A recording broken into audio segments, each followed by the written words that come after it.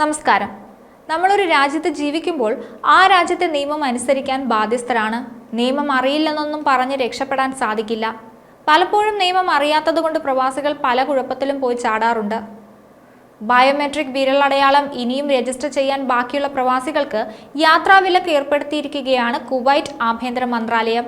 Biometric രജിസ്ട്രേഷനുള്ള സമയപരിധി December 31 അവസാനിച്ച സാഹചര്യത്തിലാണിത്. ഇവർക്ക് രാജ്യത്തിന് പുറത്തേക്ക് യാത്ര ചെയ്യണമെങ്കിൽ ഇനി വിരലടയാള രജിസ്ട്രേഷൻ പൂർത്തിയാക്കണം.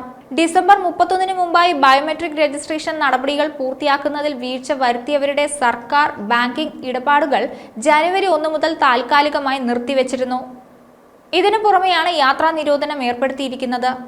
ഇതുപ്രകാരം ബയോമെട്രിക് രജിസ്ട്രേഷൻ എടുക്കാത്ത പ്രവാസികൾക്ക് രാജ്യത്തേക്ക് പ്രവേശിക്കാനോ പുറത്തു കടക്കാനോ കഴിയില്ല എന്നാണ് പുറത്തുവരുന്ന വിവരം. കഴിഞ്ഞ വർഷം കുവൈറ്റ് പ്രവാസികൾക്കും പൗരന്മാർക്കും ബയോമെട്രിക് ഫിംഗർ പ്രിന്റിംഗ് വിധേയമാക്കാനുള്ള സമയപരിധി ഒരു തവണ നീട്ടി നൽകിയിരുന്നു. പുതുക്കിയ കാലാവധി പ്രകാരം കുവൈറ്റ് പൗരന്മാർക്ക് സെപ്റ്റംബർ 30 വരെ സമയം അനുവദിച്ചിരുന്നു. പ്രവാസികൾക്ക് ഡിസംബർ 31 വരെയും. ഇതുവരെ ആകെ 3.5 ദശലക്ഷം കുവൈറ്റുകളും പ്രവാസികളും വിരലടയാളം രജിസ്റ്റർ ചെയ്തിട്ടുണ്ട്. ബയോമെട്രിക് രജിസ്ട്രേഷൻ എടുക്കേണ്ട 26 ലക്ഷം പ്രവാസികളിൽ 1,81,718 പേരാണ് ഇനി ബാക്കിയുള്ളത്. ഇവർക്കായി 8 കേന്ദ്രങ്ങളിൽ ബയോമെട്രിക് ഫിംഗർ പ്രിന്റിംഗിനായി ജനറൽ ക്രിമിനൽ എവിഡൻസ് വകുപ്പും സൗകര്യം ഒരുക്കിയിട്ടുണ്ട്. ആഴ്ചയിൽ എല്ലാ ദിവസവും അവ തുറന്നു പ്രവർത്തിക്കും. ഫിംഗർ പ്രിന്റിംഗ് പ്രക്രിയയ്ക്ക് ആകെ 3 മിനിറ്റ് മാത്രമാണ് സമയമെടുക്കുക. രാജ്യത്തെ 8 കേന്ദ്രങ്ങളിലായി ഒരു ദിവസം 10,000 അപ്പോയിന്റ്മെന്റുകൾ സ്വീകരിക്കാൻ സംവിധാനവുമുണ്ട്. അപ്പോയിന്റ്മെന്റ് എടുക്കാൻ മന്ത്രാലയത്തിന്റെ ആപ്പ് വഴി മുൻകൂട്ടി രജിസ്റ്റർ ചെയ്യണം. ബയോമെട്രിക് ഫിംഗർ പ്രിന്റിംഗ് എടുക്കേണ്ടതിന്റെ പ്രാധാന്യം കുവൈറ്റ് ഭരണകൂടം വ്യക്തമാക്കുന്നുണ്ട്. സ്വദേശികളും വിദേശികളും ഉൾപ്പെടെ രാജ്യത്ത് താമസിക്കുന്ന മുഴുവൻ ആളുകളുടെയും ഡേറ്റാബേസ് തയ്യാറാക്കാൻ ലക്ഷ്യമിട്ടുള്ളതാണ് ഈ പദ്ധതി.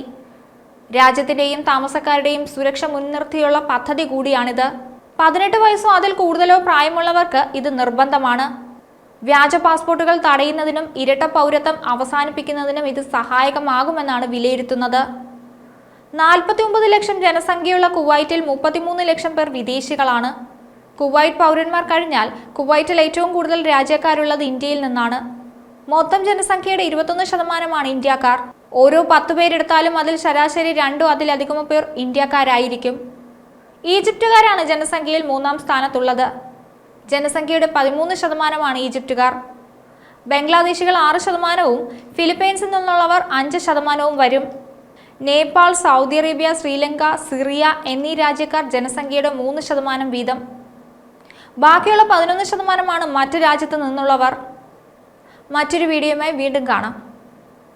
ന്യൂസ് ഡെസ്ക് ഈനാട് മലയാളം.